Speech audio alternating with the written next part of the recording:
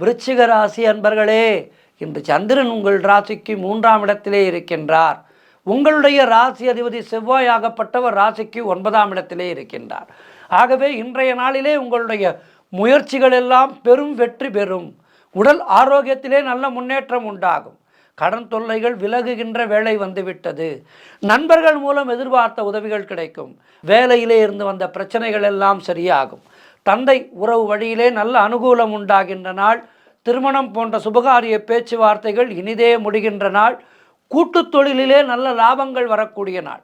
வேலை இல்லாதவர்களுக்கு, வேலை தேடிக்கொண்டிருப்பவர்களுக்கு நல்ல வேலை கிடைக்கும்.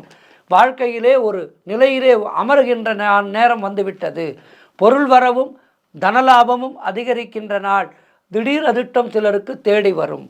குழந்தைகளுக்காக சுப செலவு செய்யக்கூடிய நாள். மொத்தத்தில் இன்றைய நாள் மிக மிக மிக சிறப்பான நாளாக இருக்கின்றது.